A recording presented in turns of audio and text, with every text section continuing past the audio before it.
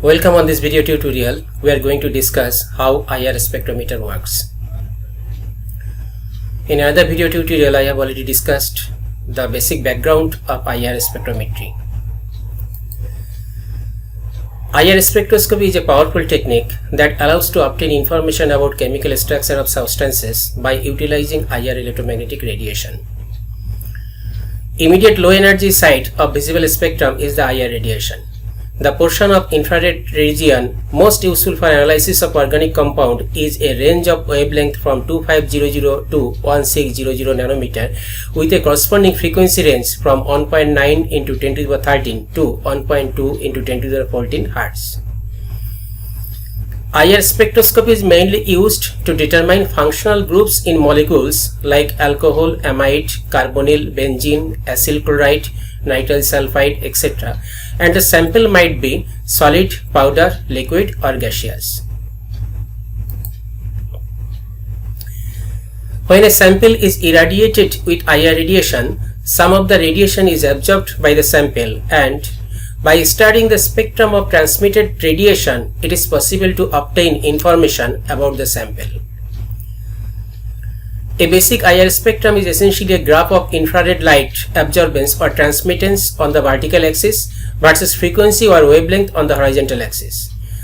It shows absorption bands that enable to determine if certain functional group or groups are present in the molecule. Now explaining the single channel IR spectrometry.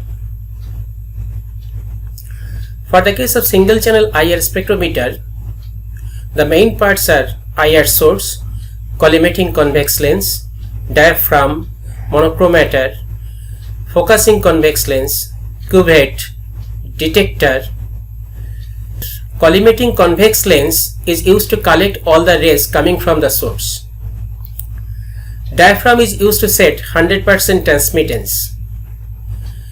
The monochromator is used to obtain the radiation of single wavelength.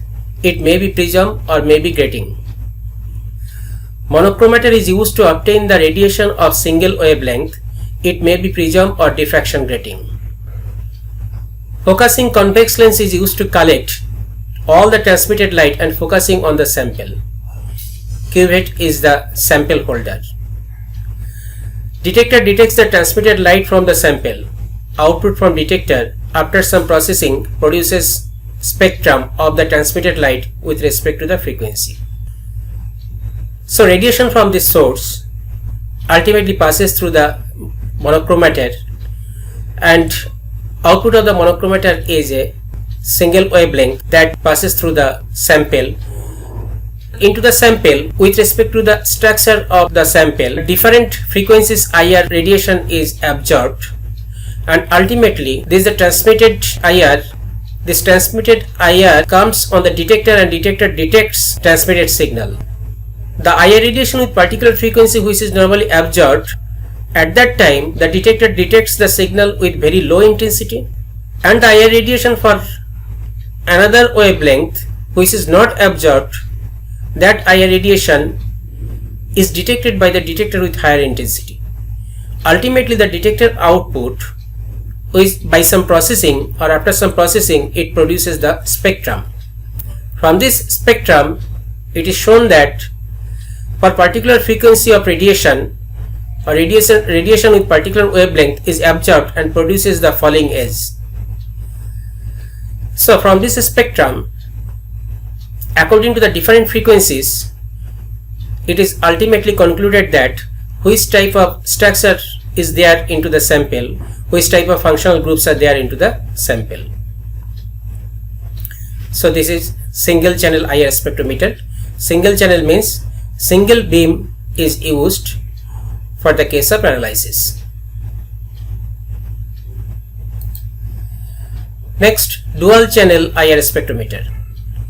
For the case of dual channel IR spectrometer, the source has been split into two paths. This is the radiation source. This is one infrared radiation.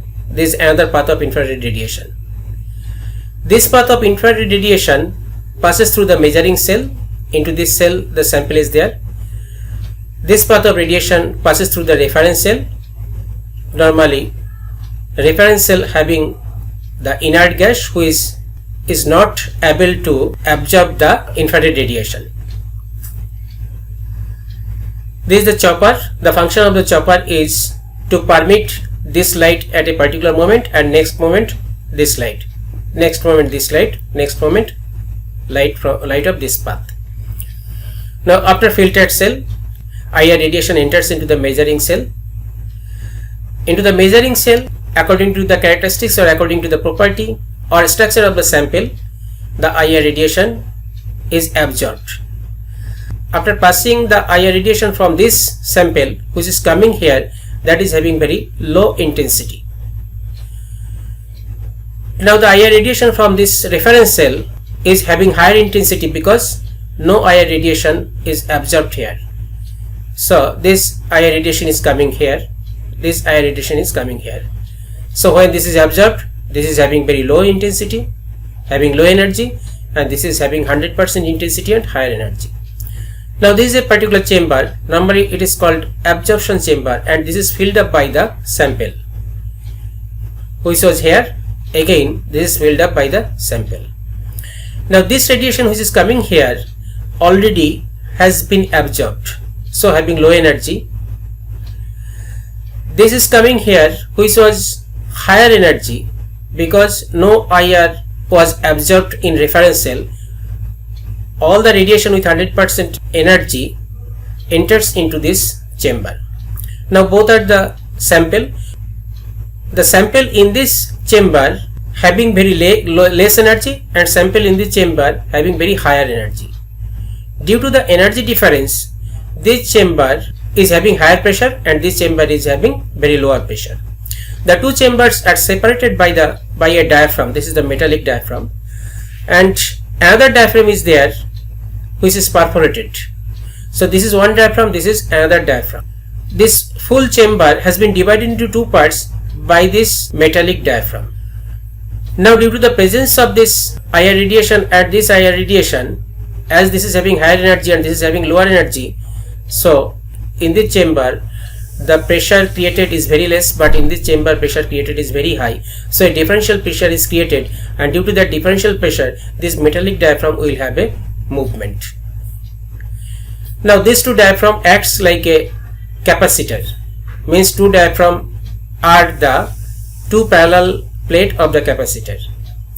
Now initial condition, there was a particular distance between these two plates, so the capacitance value was a particular value. Now because of the presence of this differential pressure, this diaphragm has a particular movement, so the distance between these two is changed now. Because of this change, the capacitance value of this parallel plate capacitor is changed. Now this change of capacitance ultimately by some electronics produces an electrical signal. This change of capacitance is due to the difference of pressure between these two chambers, and this difference is created due to the energy in this radiation and energy in this radiation. And the energy difference between these two radiation is because of the presence of this sample into the measuring cell. So when the energy is absorbed here, less energy coming here, no absorption here because this is the reference cell, high energy coming here. Because of this change of energy, a differential pressure is created, and because of this differential pressure, capacitance of this parallel plate capacitor will be changed, and that change of capacitance ultimately will produce a change of output signal, and from that output signal ultimately after some processing will produce a spectrum. That is the ultimate output, and from that spectrum it is indicated that according to the different absorption with respect to different frequency, it is indicated that which type of structure are there into the sample, or which type of functional groups are there into the sample. So this is dual channel IR spectrometer. The different components of IR spectroscopy or IR spectrometer: radiation source, sample shell, monochromator, detector, recorder. Monochromator is used to produce the IR radiation with single wavelength. There are different types of radiation sources are there, like Nernst blower, incandescent wire, mercury arc, tungsten, nichrome.